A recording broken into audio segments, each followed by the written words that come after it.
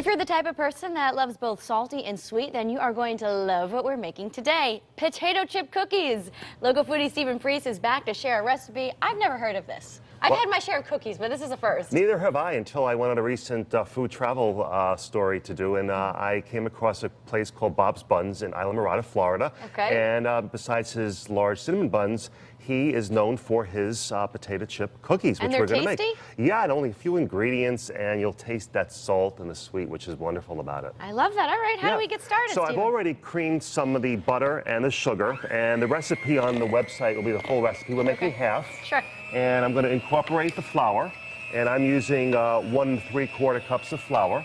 And while I'm doing that, if you don't mind crushing those potato chips, he likes to use the ridge potato chips for some reason, but you probably could use just any plain potato chip, none with the... No flavors. No flavors. No, you don't want barbecue. That wouldn't be too good.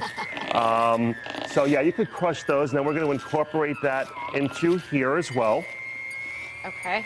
Oh, let me crush these. Yeah, that looks good. Yeah, that's okay. There. Yep. And I'm going to add... You always make a comment on my... You travel with your vanilla extract. I do.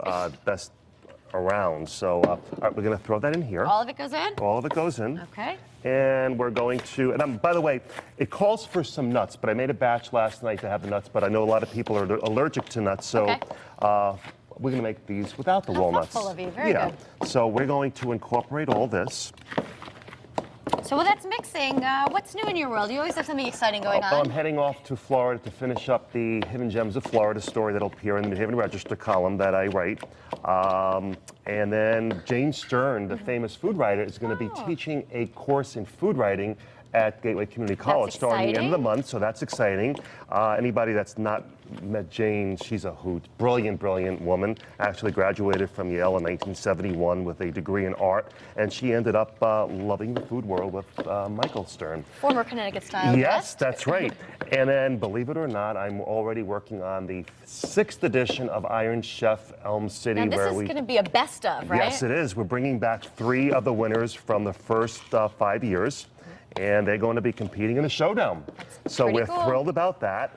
It's going to be held up in Wallingford, the beautiful Viking studio up there. Okay. And also what's really terrific is, we moved downtown. Yes. And our students' product from the baking classes are now going to be sold in the Morsels Cafe at the hotel on Temple Street. That's pretty cool. So, right at the Omni, right? At the Omni, correct. So we're proud to have that product there. That's quite an honor. That's pretty cool. All right, we're going to get that scoop and the cookie tray. Put these gloves on? Yep. Okay.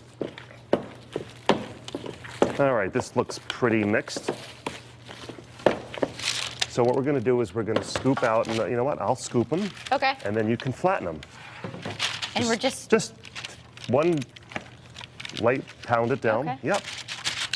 These are making some nice sized cookies, Stephen. They do. Right. We're going to put this into, I preheated, this is a convection oven, so it's 325 degrees, a traditional oven, 350. Okay. And we're going to bake them until they're barely brown. We don't want it to be too brown at all. Okay. Whoops. Okay. And then we're going to bake them for about 12 to 15 minutes, depend upon your oven. Whenever they say bake for a certain amount of time, every oven is calibrated a little differently. Keep an eye on it, right? Correct, yes. All right. And we had a good season of the walking tours, too, and we still got to get you to come right? on I know, that. I have to make my way down there. Absolutely. All right, they're looking good. Well, Stephen, we have about a minute left. All right. Again, you're not putting the walnuts in these, but you could. You could. You put in about 1/4 cup of chopped walnuts. Okay. And that's basically the recipe. We're going to put that into the oven.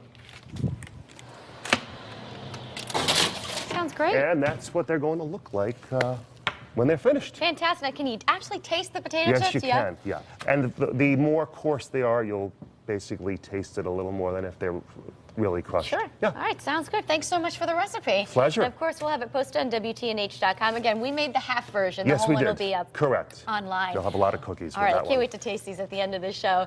Coming up next, When the Lights Went Out is a true story of a boy who overcame great odds and was given a second chance. We'll meet Ryan Boyle right after the break. Don't go anywhere.